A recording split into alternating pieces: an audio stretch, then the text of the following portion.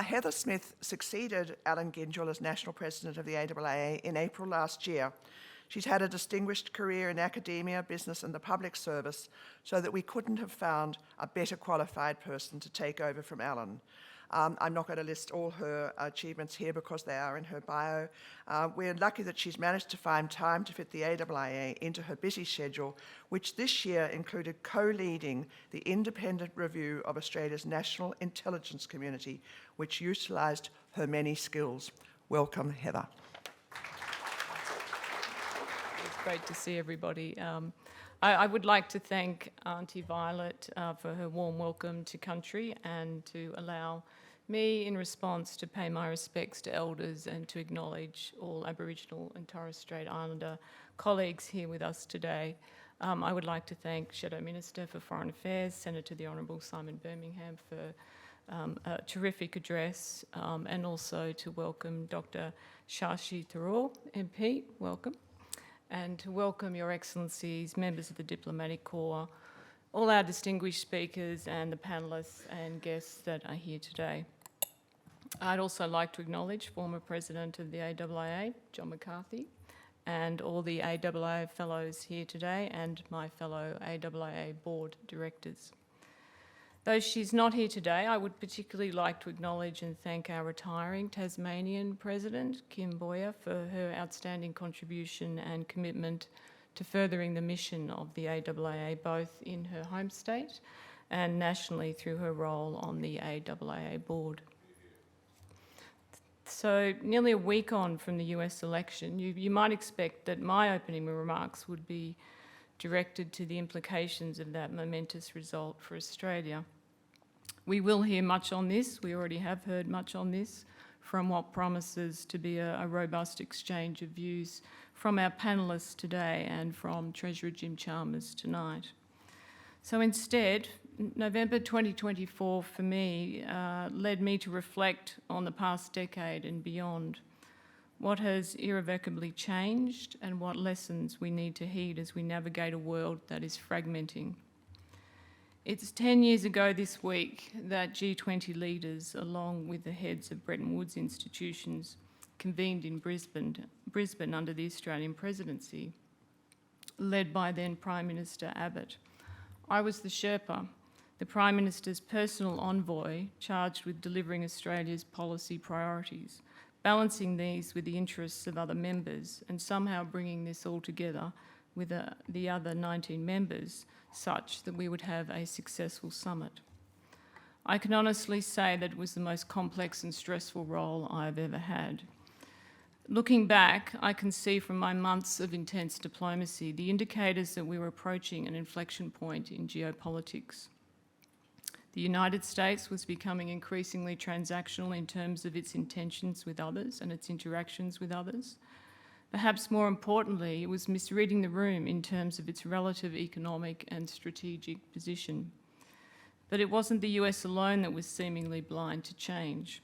I recall at one of the Sherpa meetings I chaired how the rest of the G20 bristled at having to wait for the G7 to finish their side meeting before returning to the big table. It may seem odd today, but China was playing a constructive role while also aggressively positioning itself within global institutions and with developing countries through its then recently announced Belt and Road Initiative. It seems astounding now to think that after the Brisbane summit, President Xi Jinping travelled to Tasmania, the only state he hadn't visited since his first of several trips beginning in 1988, and he then addressed the Australian Parliament.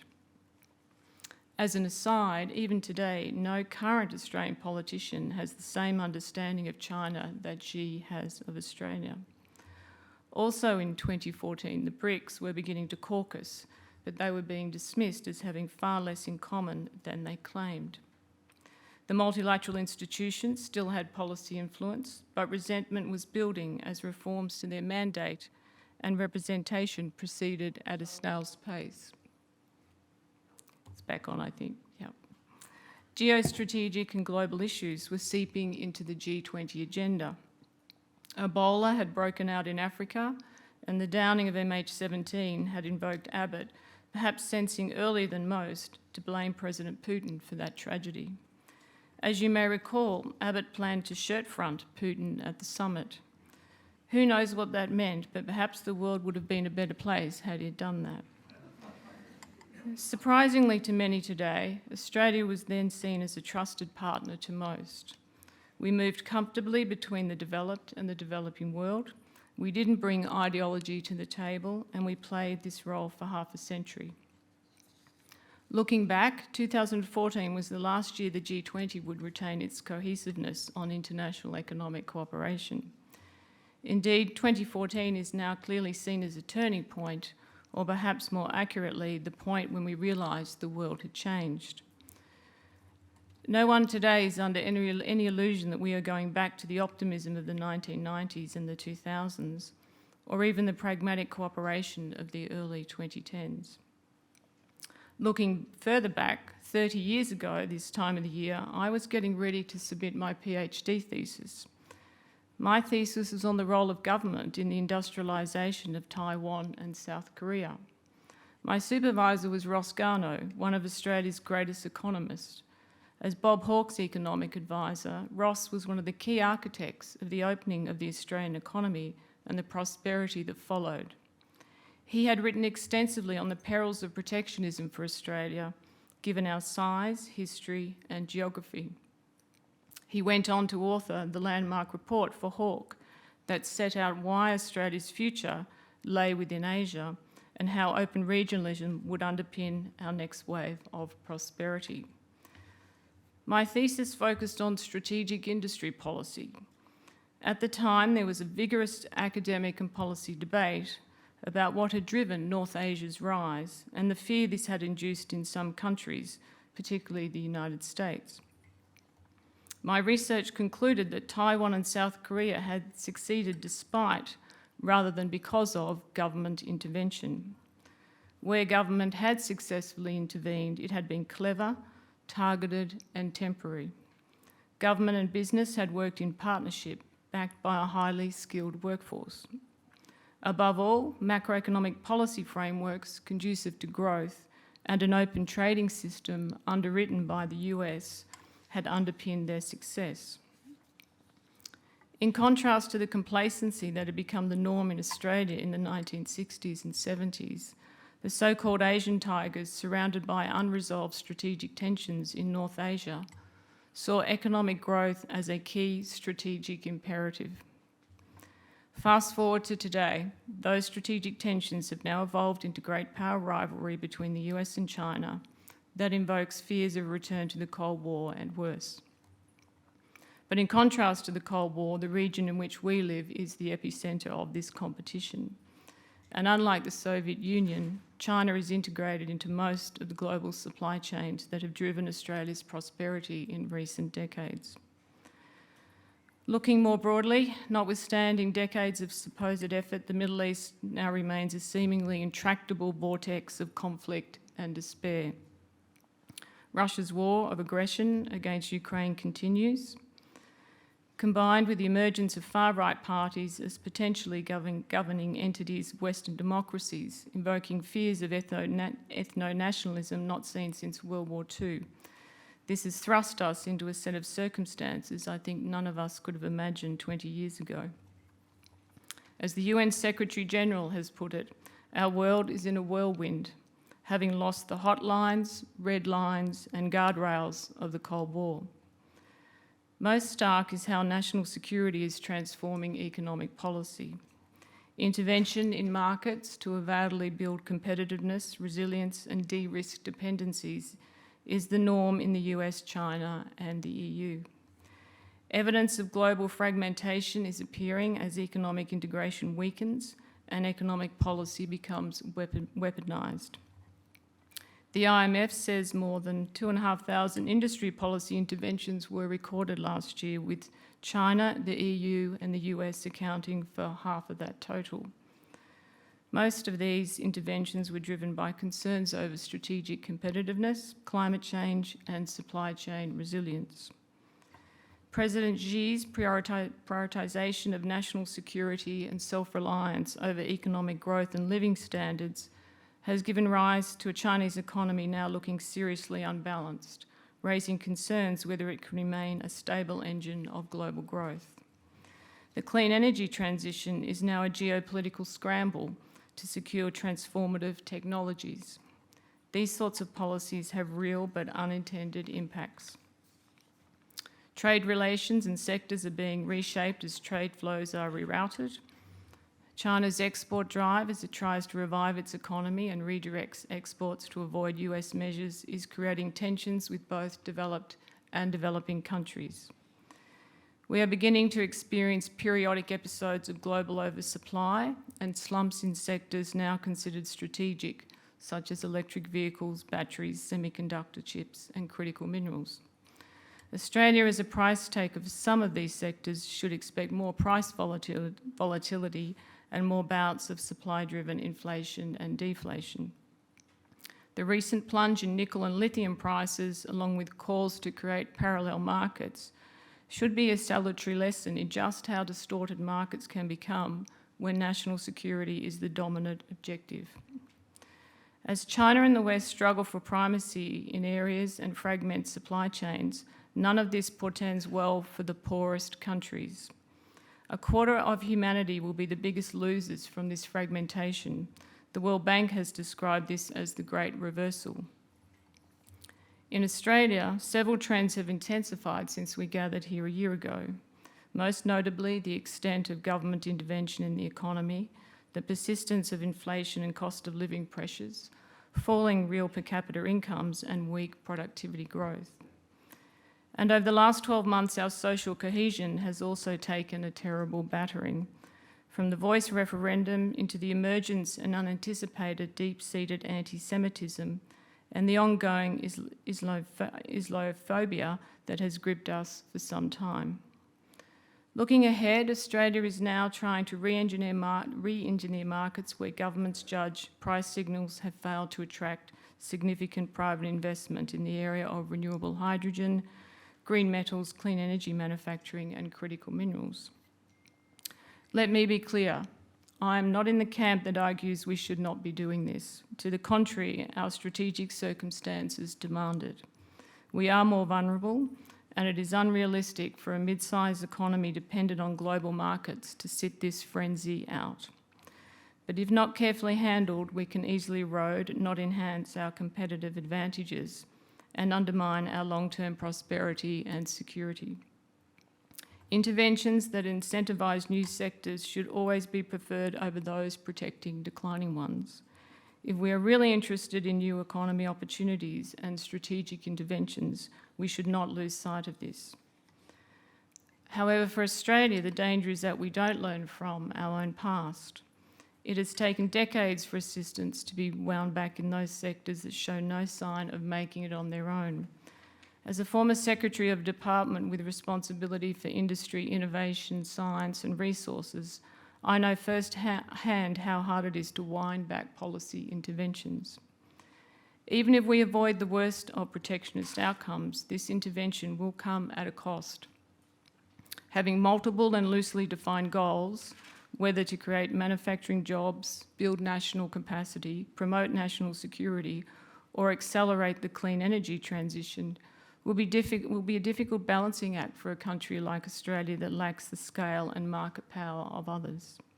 There will be wastage of public expenditure and the displacement of capital and labour from more productive uses.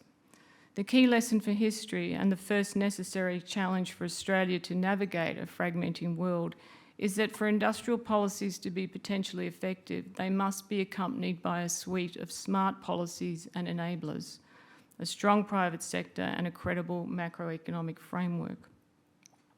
As Australia also engages in interventionist industry policy, we must be ever vigilant about whether we are backing long-term economic winners and building competitive advantage, or entities that, while strategically critical, may never be economically viable. If we confuse the two, we risk underinvesting in strategically critical areas and overinvesting in what economists euphemistically call infant industries.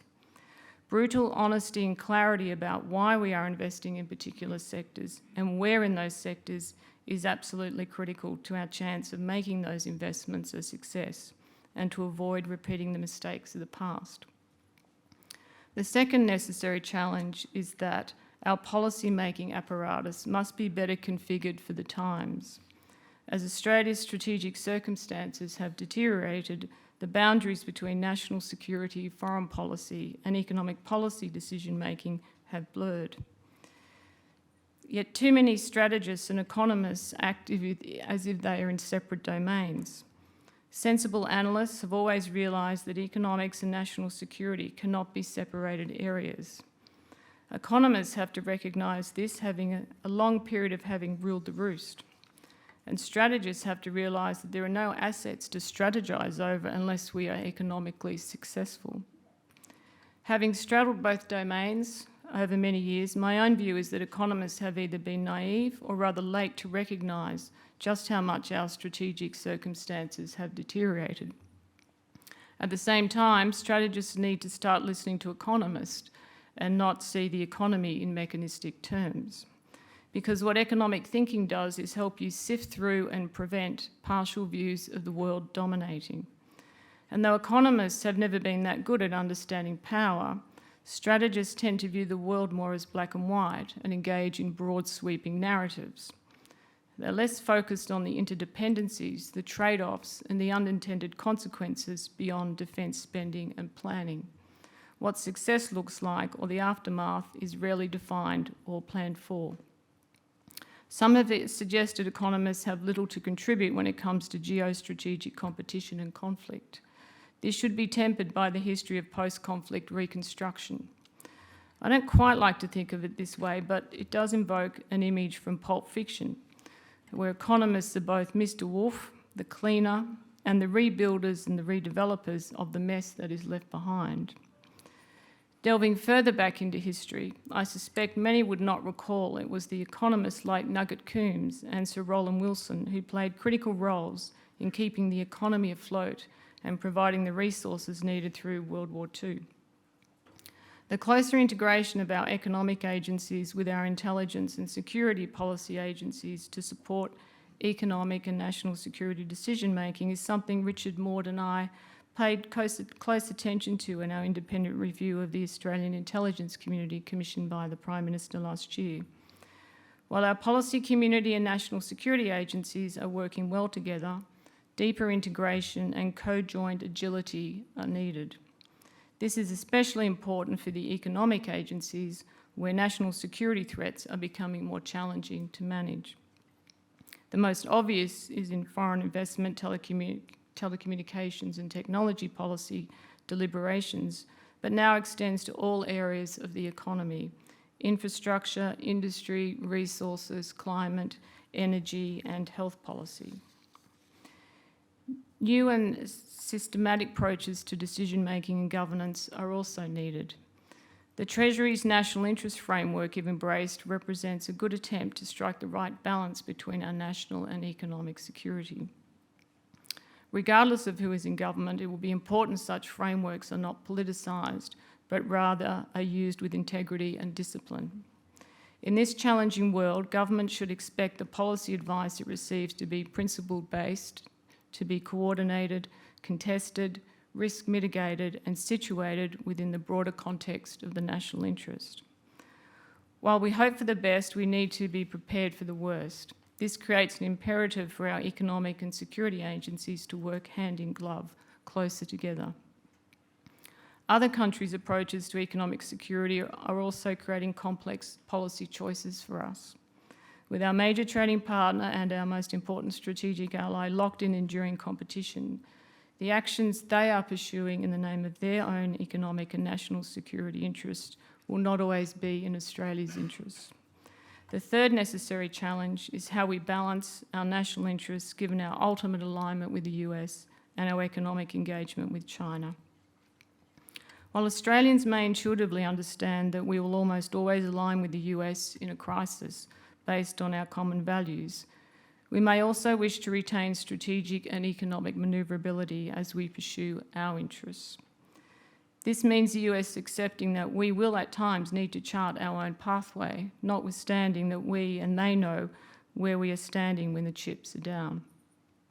This is increasingly important if, as it seems likely, that small yard high fence of national security will now expand to be a large yard high fence as technologies and infrastructure that underpin global living standards become more decoupled. In that event, as Michael Spence has said, we are then talking about a direct, sweeping and hugely costly assault on the vast swath of global trade, investment and technology transfer. Peter Varghese recently challenged us, as only he can, and with the brutal clarity that I spoke of before, by saying the retention of US primacy is not a vital Australian interest. And what is in our national interest is ensuring US leadership and engagement in the Indo-Pacific, and that it remains the lead balancer of China. The conundrum that will challenge Australia, though, like never before, is that the US, which developed the international system in its image, will now not lead or engage on the necessary renovation of the rules and institutions required for the 21st century. Indeed, the US may well now be the accelerator of global fragmentation. It becomes more isolationist, seeks to thwart China's growth with trade restrictions and retreats from multilateralism.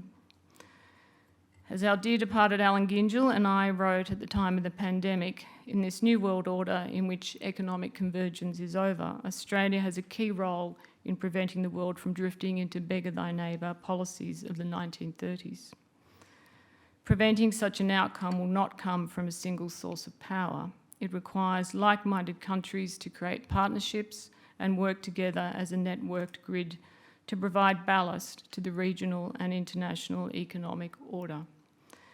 As Anne-Marie Slaughter recently put it, a multi-partner world is not a mushy vision of global harmony. It is a necessary precondition for survival. So to conclude, last year's Treasury's intergenerational report laid out that Australia's living standards over the decades ahead are dependent on how we respond to 5 forces: population ageing, deployment of technology, the net zero transformation, the transition to the care economy, and our geopolitical environment. There is yet no consensus, though, on how to manage these big shifts, nor public understanding of the trade-offs ahead in national security, economic prosperity, and social cohesion. The necessary conditions to manage the challenges that I have outlined today just aren't present. That is a political consensus on the way forward, community and political trust in detailed policy work, the political class collective capacity and willingness to engage with citizens as to what is in the national interest. The absence of these conditions and the rise of social media have facilitated the organised resistance of vested interests to needed reform. Like other Western countries, this is a manifestation of a deeper issue, the fragmentation of national unity and identity. It feels like Australia is now in uncharted waters. As some have pointed out, our strategic and defence policy presumes that we have picked a side in the great power rivalry, and we are putting in place the building blocks with allies and trusted partners. Our economic security roadmap is now much less clear. For all the focus we have now with the US on defence and technology policy, we should not be under any illusion that our economic and trade interests will be given a carve-out in the event of a crisis involving China. They will not. This reinforces what I said 2 years ago in my Plimsoll lecture, that raising our growth and productivity performance should be just as urgent an undertaking as our defence planning. With national and economic security now inextricably linked, substantive reforms are needed to drive the growth that is needed to survive in this era of fragmentation. This is not the era for incrementalism. The policies needed to do this are well documented. At some point, this all needs to be squared up with the Australian people. We need a national conversation that doesn't shy away from the realities and the choices that must be made. On that sober note, and on this important day that is Remembrance Day, let me open up our day of discussion and reflection, and thank you for your time this morning.